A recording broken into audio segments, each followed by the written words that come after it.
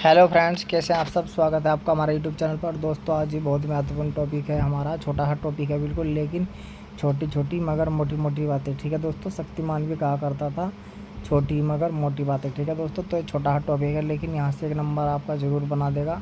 और आपको पता है एक नंबर के लिए कितना महामारी होती है। ठीक है दोस्तों, कितनी मारामारी रहती है परीक्षाओं में। ठीक है, तो चलिए देखते हैं। ये हमारा आपातकालीन से संबंधित सभी यहाँ पर अनुच्छेद है। ठीक है दोस्तों, तो आपको पता ही है 352 में आपातकाल की घोषणा होती है। ठीक है दोस्तों, तो जो हमारा आपात उपबंध है वो भाग 18 में है। ठीक है दोस्तों, तो चलिए इससे संबंधित हम सभी जितने महत्वपूर्ण अनुच्छेद हैं देख लेते हैं। ठीक है दोस्तों, तो चलिए शुरू करते हैं अपनी वीडियो। और वीडियो शुरू करने से पहले जितने भी नए बच्चे हैं वे सभी हमारे चैनल को सब्सक्राइब करें, लाइक करें और शेयर करें। ठीक है बच्चों, जिससे हम और क्लास अच्छी लेकर आए। और आपको किस टॉपिक पर हमारी क्लास चाहिए वो भी हमें ज़रूर बताएं। ठीक है बच्चों, तो चलिए शुरू करते हैं अपनी क्लास और देखते हैं अनुच्छेद 352। ठीक है दोस्तों, तो अनुच्छेद 352 किससे संबंधित है? राष्ट्रीय आपातकाल की घोषणा से। ठीक है दोस्तों, तो राष्ट्रपति क्या करेगा? 352 के तहत राष्ट्रीय आपातकाल की घोषणा करेगा। ठीक है दोस्तों, उद्घोषणा। ठीक है, चलिए इसके बाद है 353 में आपातकाल की उद्घोषणा का प्रभाव। ठीक है, मतलब क्या क्या प्रभाव रहेगा। ठीक है दोस्तों, क्या क्या प्रभाव पड़ेगा, तो यह अनुच्छेद 53 में है। ठीक है दोस्तों, 354 में क्या है? 354 में आपातकाल की उद्घोषणा परिवर्तन में है, तब राज्यसभाओं के वितरण संबंधी उपबंधों को लागू करना। ठीक है दोस्तों, तो यहाँ पर राज्यसभाओं के वितरण संबंधी उपबंधों को लागू करना। ठीक है, यदि उद्घोषणा लागू है मतलब परिवर्तन में है। ठीक है, मतलब जारी है। तो यदि आपातकाल की घोषणा जारी है तो राज्यसभाओं के वितरण संबंधी उपबंधों का कैसे लागू करना है, क्या करना है, तो अनुच्छेद 54 में है। ठीक है दोस्तों, चलिए अगला देखिए। अगला है 355। ठीक है दोस्तों, और 355 बाह्य आक्रमण और आंतरिक अशांति से राज्य की सुरक्षा करने का संकल्प करते हुए। ठीक है दोस्तों, तो संरक्षा करने का संकल्प करते हुए। ठीक है, तो 355 किससे संबंधित है?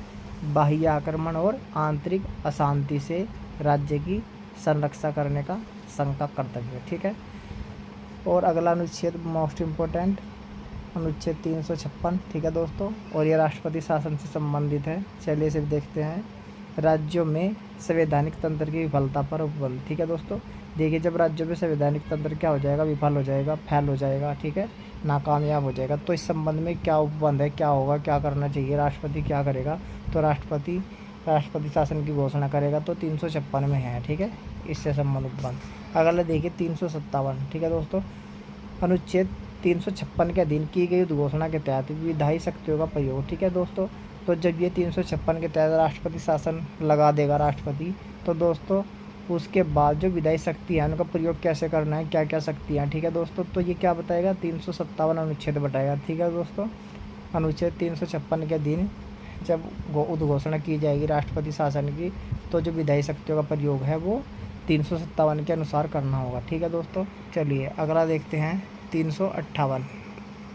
ठीक है दोस्तों, 358 में क्या है?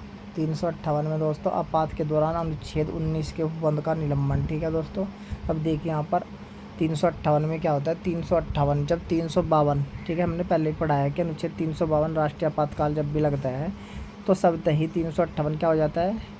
लागू हो जाता है। ठीक है, और लागू का मतलब ये है कि जो अनुच्छेद 19 है उसके उपबंध क्या है?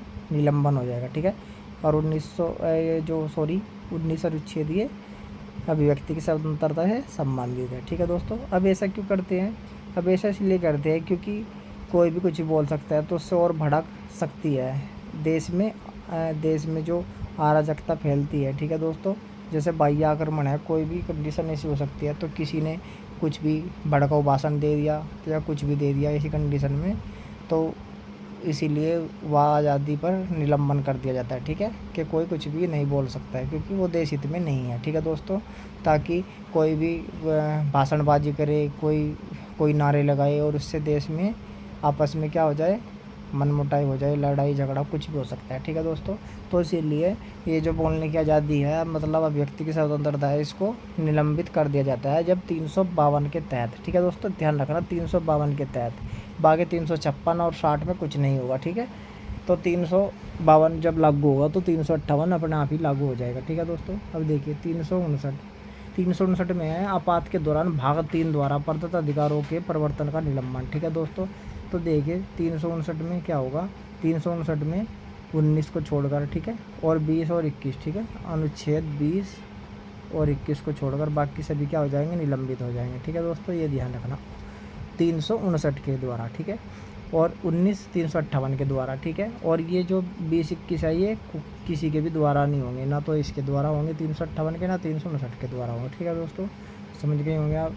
इसके बाद अनुच्छेद 360 में क्या है, वित्तीय आपात के संबंध में है। ठीक है दोस्तों, मतलब वित्तीय आपातकाल कैसे लगाया जाएगा, किस कंडीशन में लगाया जाएगा, ठीक है, इसके बारे में सभी चीज़ें 360 अनुच्छेद में है। ठीक है दोस्तों, जब राष्ट्रपति लगाएगा। और इसमें भी देखिए जो मूल अधिकार है, मूल अधिकार केवल राष्ट्रीय आपातकाल में निलंबित होंगे, ना तो राष्ट्रपति शासन में निलंबित होंगे और ना ही वित्तीय आपातकाल में। ठीक है दोस्तों, वित्तीय आपातकाल और राष्ट्रपति शासन इनमें बहुत ही ज़्यादा समानताएं हैं। ठीक है दोस्तों, बस इनमें क्या असमानताएं हैं, एक तो ये है कि जब संसद की अनुमति मिल जाएगी, संसद की अनुमति मिलने के बाद जो राष्ट्रपति शासन है वो 3 साल तक हो सकता है, लेकिन वित्तीय आपातकाल की कोई ऐसी सीमा नहीं है। ठीक है, वो कभी तक भी चल सकता है, वो अनिश्चित काल के लिए होता है। ठीक है, दूसरी उसमें वित्तीय संबंधित उसमें कटौती की जाती है। ठीक है दोस्तों, वेतन की, जितने सरकारी कर्मचारी, राज्य कर्मचारी, ठीक है, या उच्च न्यायालय के न्यायाधीश और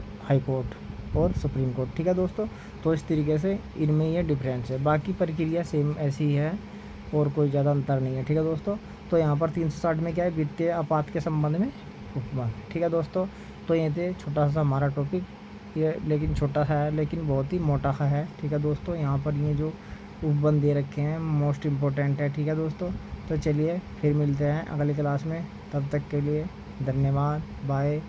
पढ़ते रहें और अपने हक के लिए लड़ते रहें, मतलब कि सीट पाने के लिए लड़ते रहें। ठीक है दोस्तों, चलिए।